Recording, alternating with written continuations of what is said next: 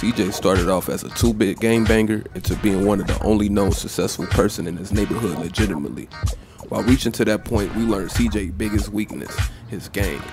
Even though he separated himself from the families after his little brother was killed 5 years prior to the events of San Andreas, he flies back to his hometown after Sweet tells him that their mother was dead. On the way to the funeral, he is pulled over by Officer Tenpenny and other crash members. While detained, CJ is asked how he's doing by him claiming he's legit, which was proven false. So what else you got shaking, Carl? Nothing. I live in Liberty City now. I'm clean. Legit. Nah, you ain't never been clean, Carl. Tenpenny and CJ's conversation ends with CJ being thrown out of the car in the middle of his sworn enemy's territory. There we hear CJ talk about him not representing Grove Street for some time, knowingly after his younger brother's death. Worst place in the world. Rolling Heights baller country. And I ain't represented Grove Street in 5 years, but the ballers won't give a shit. After missing the funeral, he goes to his old neighborhood calling it home, before his doings change that, referring to his younger brother's death, which he takes blame for. Grove Street. Home. At least it was before I f***ed everything up. He then goes into his childhood home where he moves in disbelief before he is startled by his old friend, who then drives with CJ to go to his mother's burial. Arriving to the cemetery, he sees the rest of his family for the first time in 5 years, to when Sweet berates CJ for missing their mother's funeral, the same as their brother's, which starts a huge argument to when Sweet brings up fallen members of Grove Street. This tells us Grove Street families are somewhat weak when CJ arrives back. Things are going real bad. Here, let me show you running, man. Tony's buried over there. Little devil over there. And big devil over there. Man, it's just crazy. Leaving the cemetery, they're met with their enemies, forcing them to escape, with CJ telling Sweet that things have changed from what he remembers. We gotta get back to the hood, man. It's too crazy around here. No shit. Things has changed. He also finds out the territory he thought had the same connection didn't, after learning Grove Street had internal conflict with other family gang members. How'd it get so bad? I thought this was family's turf. Yeah, it's Temple Drive family. We don't roll with them no more. Making it back to their hood, CJ mentions to Sweet that he was thinking of staying in Los Santos after he noticed his old gang was in turmoil, with Sweet basically saying they didn't need him. Though this was a thought at the time, it wasn't until Officer Tenpenny had his rookie officer inform him to stay in the city, which confirmed CJ's thoughts of staying. CJ now being back around catching up, he started small helping his gang do things such as tagging, evictions, and more. Mind you, at this time, CJ does these things to prove to his gang that he won't abandon them like last time and get them back to a respectable status. Moving forward, Sweet has CJ to sport their gang colors, which officially makes CJ a Grove Street member again, and this is when he turns up his gang activity a notch to continue to prove himself. He helps his Grove Street affiliate OG Loc jumpstart his rap career. Knowing he sucks, he still helps, even swearing to say he will do anything. I'll do anything, homie. I swear that. Okay? Ryder gets info on guns that can help Grove Street have better guns. Of course, being for his set, CJ's head first. I'm down. Let's roll. Jill, you always down, homie. Apart from when you ain't around here. Nigga, f you. He even helps Big Smoke. Even though Big Smoke missions didn't help Grove Street, CJ still helps because at this point, he still thinks Smoke is Grove for life. Look, Carl, before I walk in there, I just need to know you down with this shit, man. Look, Smoke, we go way back. We Groves, man. After CJ proves his power, Grove Street families are a respectable gang again, mainly because of CJ sticking his neck to make sure of that. You can even notice how the conversations towards CJ changed from his gang, from them not really taking him serious, to full-on respecting him and his position in Grove Street. Do us a little drive-by, huh? For real.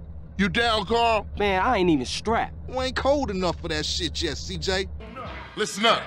Y'all down with CJ, right? Yeah, sure. He's been through a lot. I mean, we all been through a lot.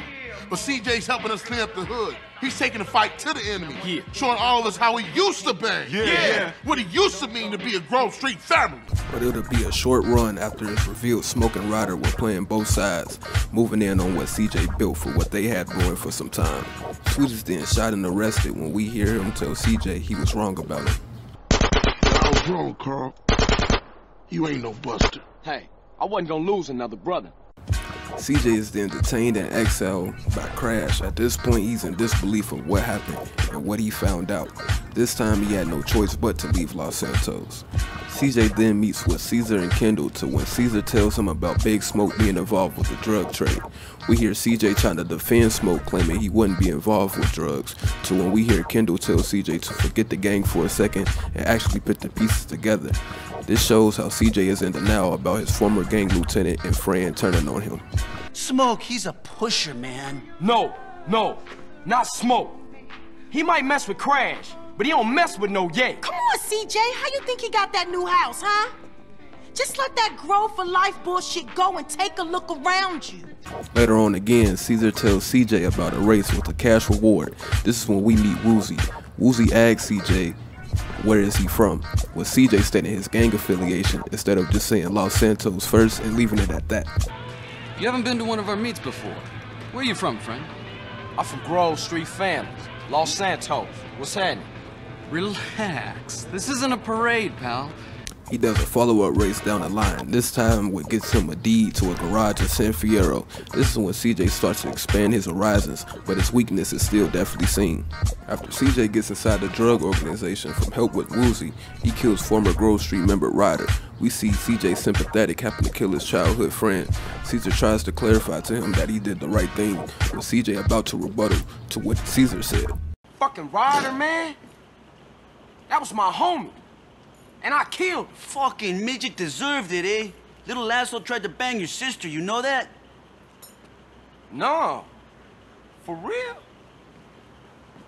Shit. Maybe you right then, man, but... Cheer the fuck up!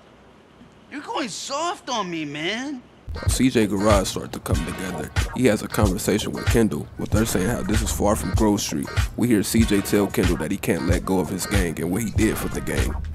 Hey, we're almost living a normal life, huh? This is far from Grove Street, right? Yeah, I know, but I just can't get it out the back of my mind. Moms, Sweet, Smoke. I just can't let that go. I know. And between all of this, he works for Mike Torino in exchange to free Sweet. He also ends up becoming Mad Dog's manager after killing his old manager for OG Low. Woozy gives CJ a share in the casino after working for him, but CJ starts to see the other side of the casino business, which surprises him about the work it takes to actually run a casino. The casino game is hard work. I thought it was just a case of opening the doors and letting suckers give you their money. If only. Mad Dog pops up on CJ telling him he is clean and he's ready to go home. CJ gets told that he gave up his mansion for either a huge debt or an undisclosed amount of cocaine. This makes CJ furious because he gave his house up for the same reason why his gang fell apart, which is drugs. Alright, man. My mansion's been seized. IRS? Nah, not exactly. Who? Nobody. Who, Mad Dog? Alright, Big Papa. Big Papa? The drug dealer? Man, you gave your multi-million-dollar mansion to a motherfucking pusher? You know, CJ, these things happen. I was powerless. You fucking degenerate? Oh, man! How much blow can one guy snort? It's not my fault, CJ. Man, I should've let you jump. Come with me, all of you. We all going home. Going back to Los Santos, Torino finally returned his favor by helping Sweet get out of jail. CJ rushes to Sweet to pick him up. Seeing Sweet, CJ tells Sweet about the new endeavors he ran into, with Sweet berating CJ. After having a heated back and forth, Sweet ends up making CJ go back to the hood. In this mission, we hear CJ sounding like he moved on from Grove Street, but later we see that's not the case. Got a stake in the casino, we got some insane shit in Fierro, we get into the rap game. Hey man, let me get you some new clothes, come on. New clothes? Nigga, what the fuck is this bullshit? What you mean, man? What's mine is yours, and you know that. You never did get it, did you, Carl? I need to go check on things in the hood. Man, that's the problem. You always a perpetrator, running from what's real. Hey, man, shit's fucked up there. You don't want to be in the hood. No, that's exactly where I want to be. What you done for our hood? Man, what the hood done for me? Always dragging me down. Ever since I got out the hood, shit been cracking. That's everybody's dream to get out the hood. Man, you sound just like Smoke right now. All right, man. You hard. I'ma show you what's going on in the hood. After clearing Grove Street of crack dealers and ballers, he is met with Mad Dog to when they end up confronting OG Loke. Notice how CJ doesn't even think to kill his past friend from Grove Street. Later on though, CJ goes back to Grove Street to find out Sweet is about to freebase with someone when he stops him. They find out one of their old members, Beat Up, is the one who supplied the drugs. CJ insists on seeing Beat Up, not needing Sweet's input, already having his mind made up. You're gonna have to deal with Beat Up. What? Beat Up? We can handle that shit right now, then. Get your ass out of here, bitch. Looking for Beat Up, they take back Glen Park to when they find him. While confronting Beat Up, they ask about Big Smoke's whereabouts. Big Bear, another ex-Grove Street member who also was there, decides to get clean from drugs. CJ then takes his old friend to a rehab center. On the way there, we hear CJ explain that Grove Street is coming back for the third time. This shows the cutscene when Sweet get out of jail, that CJ mindset is still slightly somewhat about the hood. We gonna put all this behind us, Bear. Grove is coming back and the OG posse is on the bounce. Later, Sweet and CJ take over Idlewood again. Before this, they again bump heads with Sweet having a hard time with CJ being in between going legit and still being an active Grove member. But to say their set, CJ helps. If you don't get this shit together, what you think this place gonna look like? You always did real good leaving jobs half finished. That's cold, Sweet. Man, we can't take care of this from no bitch-ass rapper's mansion. Look, the world's bigger than this hood. This is where our lives begin and where it's probably gonna end. And don't forget where you came from, Mr. Uppity-ass nigga. Now that ain't fair. Oh. Somebody just crossed out all the writing on the wall, disrespected your hood, and you act like you don't give a fuck. That ain't fair. Okay. Have it your way. Come on. After this, we see CJ and his acquaintances gather to watch Officer Tenpenny's trial to when they see that his charges were dropped. This is what obviously caused the riots, which makes CJ and Sweet confirm that they're going to kill him. How does scum like Tenpenny stay on the streets? Man, I don't know. Just the way shit's stacked, I guess. Man, this is fucked up. We should take that bastard down ourselves. And we will, Sweet. During the riot, CJ stops in Grove Street to accompany Sweet. They then have another heated argument, with Sweet basically claiming that what he did while CJ was in Liberty City was more important than what CJ did while Sweet was in jail.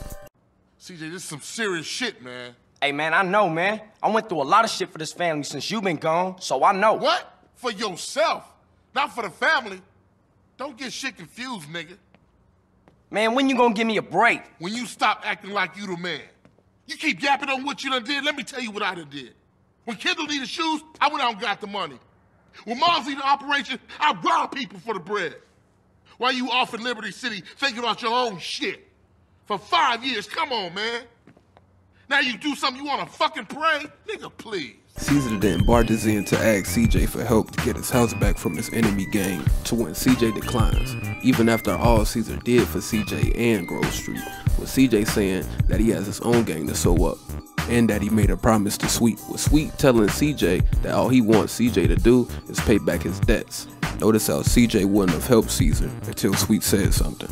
I know, but I got a lot going on right here in my own hood, man. And I made my brother a promise. All your brother wants you to do is pay back your debt, CJ. All right, I hear you. I got your back. Come on, let's roll. After helping Caesar, though, they start their hunt to find Big Smoke in the middle of the Los Santos riots. So when they find him, going to his fortress, we hear CJ finally admit that he was wrong for leaving his family and gang, saying that taking out Big Smoke is for his family and again for Grove Street. Yeah, but you're right. I was a buster when my family needed me the most. Hey, I let Brian die, man. This one for him. For Moms. And for you, bro. For Grove Street, baby. Yeah, for the Grove, baby. CJ then confronts his old friend to when they get into a shootout. During this, we hear CJ say that he was disappointed in Big Smoke. You wearing body armor, Smoke? Man, I'm disappointed in you. I thought you was gangster. Big Smoke is then gunned down. After having a conversation during his last breath after he dies, we hear CJ say, "What a waste," showing that even though he was betrayed, he still had remorse for killing his old friend. Remember my name? Big Smoke. Oh.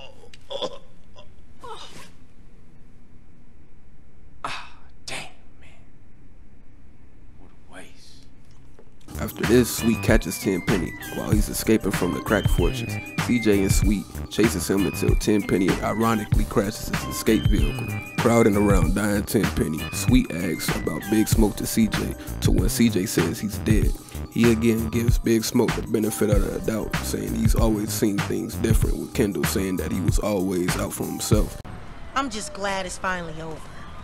What's up with Smoke? You know what's up with Smoke. He always saw things a little different than us. Smoke?